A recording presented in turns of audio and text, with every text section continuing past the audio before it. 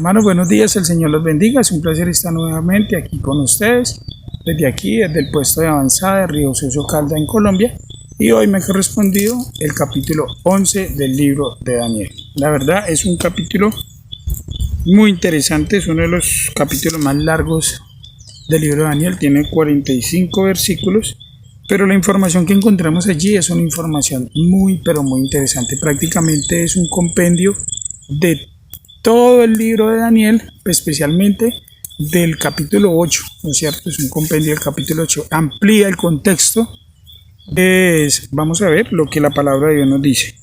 Entonces dice el capítulo 11, en el primer año de Darío, yo, Gabriel, estuve con él para animarlo y fortalecerlo. Ahora te mostraré la verdad, aún habrá 3 reyes en Persia, y el cuarto se enriquecerá más que todos. Cuando se fortalezca con sus riquezas, despertará a todos contra el reino de Grecia. Se levantará luego un rey valiente que dominará con gran poder y hará su voluntad, pero cuando se haya levantado su reino será quebrado y repartido por los 4 vientos del cielo, y no a sus descendientes ni según el dominio con que dominó, porque su reino será arrancado y será para otros. Aquí podemos entender, como lo dice el capítulo 8, y está hablando especialmente de Alejandro Magno, ¿no es cierto? Alejandro Magno, general fuerte, diestro en batalla, ¿verdad? Pero que su vida no fue una vida de querer alargar sus días, sino murió muy joven, ¿verdad? No tuvo quien heredara su reino, sino que los 4 generales que tenía fueron los que tomaron el reino, ¿verdad? Por eso dice que fue arrancado y sería ¿para quién? Para otros. Vemos también en este capítulo algo muy interesante. Empieza a hablar de 2 reyes, de los reyes del norte y de los reyes del sur, ¿verdad? Entonces vamos entendiendo que la profecía nos está mostrando algo muy interesante. En la serie de Constantino, ¿verdad? Vimos algo que de pronto en algún momento nosotros no lo sabíamos o algunas personas lo sabían. ¿De dónde surge el Imperio Romano? ¿De dónde surge Roma? ¿No es cierto? Vemos que de uno de esos 4 generales, Seleuco, surge el Imperio Romano. Seleuco viene siendo el rey del norte, ¿no es cierto? Y el mismo capítulo 11 nos está explicando que hay una tierra hermosa que es el rey del sur, o sea, Egipto, Ptolomeo. Nos damos cuenta que la profecía nos muestra cada día más el tiempo en en el tiempo en que nosotros nos encontramos. Nos encontramos en un tiempo profético, y quiero leer aquí un libro de Urias Smith, ¿verdad? Algo interesante que vimos aquí primero sobre el rey del sur. Dice, en el resto del capítulo se mencionan a menudo el rey del norte y el rey del sur, por lo tanto es esencial identificar claramente esas potencias para que se pueda comprender la profecía. Cuando el imperio de Alejandro quedó dividido, sus diferentes porciones se extendían hacia los 4 vientos del cielo, dice Daniel, el norte, el sur, el oriente y el occidente. La división hacia el oeste de Palestina constituiría el reino del oeste, la que se encontraba al norte sería el reino del norte, la situada al este, el reino del este, y la que se extendía al sur, al reino del sur, ¿no es cierto? Ahora dice, estos hechos preparan el terreno para interpretar el texto que estudiamos. El rey del sur, Egipto, iba a ser fuerte. Ptolomeo Sotero anexó a Egipto, Chipre, Fenicia, Caria y Cirene y muchas islas y ciudades, ¿no es cierto?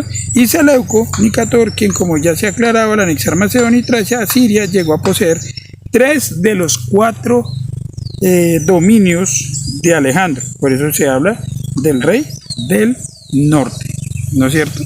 Ahora, la Biblia, ¿no es cierto?, dice que siempre hubo una guerra entre estos 2 reyes. El libro de Daniel nos muestra que siempre hubo guerra entre ellos. En la historia siempre hubo guerra entre ellos. Ahora, algo que quiero resaltar, ¿no es cierto?, de esta historia es que dentro de esta historia también aparece otro personaje que se llama Cleopatra.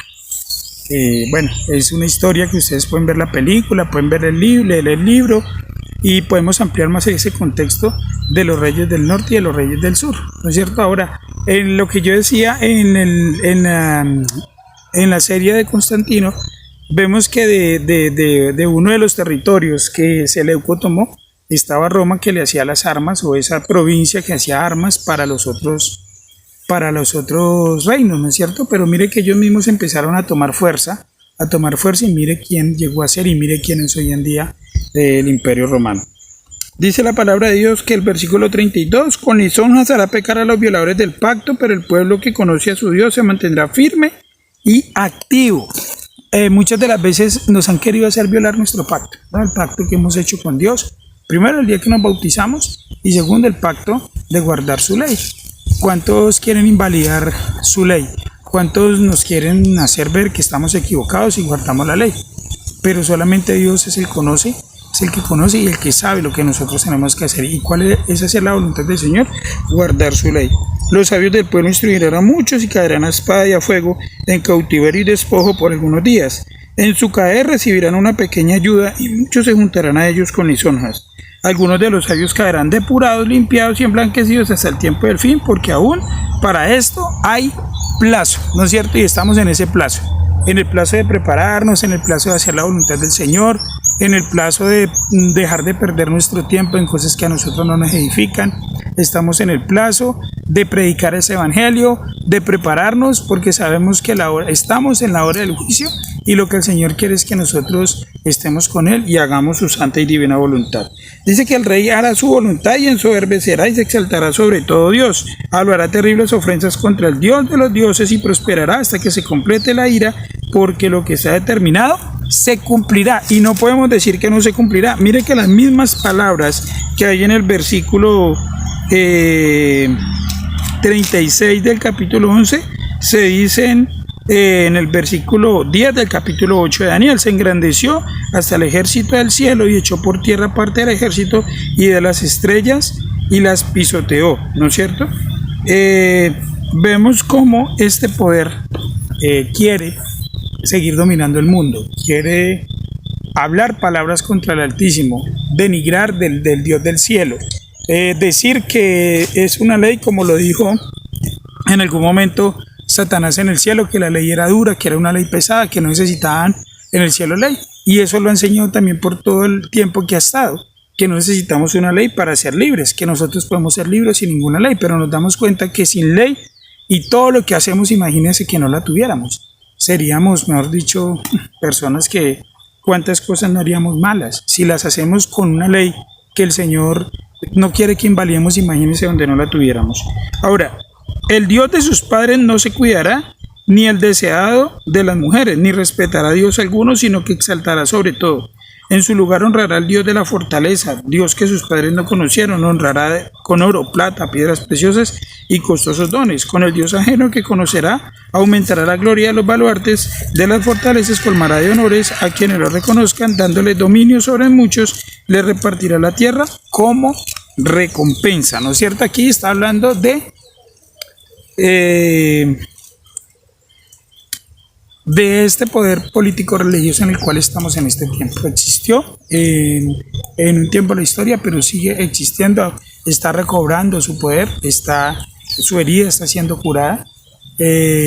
Cada día vemos que está tomando nuevamente fuerza, que el mundo protestante le está dando nuevamente su poder, o ya se lo dio, para que vuelva a ser lo que era antes. Y me gustan los versículos del 40 al 45 porque nos entra a explicar algo muy interesante, que él antesala al capítulo 12 con el cual vamos a terminar esta serie. Dice: pero el tiempo del fin, el rey del sur contenderá con él, y el rey del norte se levantará contra él como una tempestad, con carros y gente a caballo, y muchas naves entrarán en las tierras, se inundará y pasará. Vendrá la tierra hermosa, que es Egipto, y muchos caerán, pero éstas escaparán de su mano: Edom, Moab y los jefes de Amón. También extenderá su mano a las otras tierras y no escapará hacia el país de Egipto. Se apoderará de los tesoros de oro, plata y de todas las cosas preciosas de Egipto, y los de Libia y Etiopía lo seguirán. Pero mire lo que dice acá: pero noticias del oriente y del norte lo espantarán, y saldrán con grande ira para destruir y matar a muchos, y plantará sus tiendas reales entre los mares, en el monte glorioso y santo, pero llegará a su fin y no tendrá quien le ayude. Amén. Aquí vemos que va a ser un poder. Está explicando prácticamente lo mismo que dice 17, Apocalipsis 17, donde dice que las 7 cabezas y los 10 cuernos le darán el poder a la bestia, ¿no es cierto? Y reinarán con ellos por un tiempo, porque ya Dios lo ha señalado. Pero mire cómo va a terminar este poder. Dice que ellos mismos la desmenuzarán, la quemarán y la acabarán. ¿Por qué? Porque se darán cuenta muy tarde, ya cuando no hay tiempo de gracia, que este poder político religioso llamado Roma, ¿no es cierto?, ha engañado a todas las naciones con el vino del furor de su fornicación y no va a cambiar. Leía en un escrito que Roma no cambia y nunca va a cambiar, pero nosotros somos los que accedemos a cambiar a las pretensiones que ellos quieren que nosotros hagamos.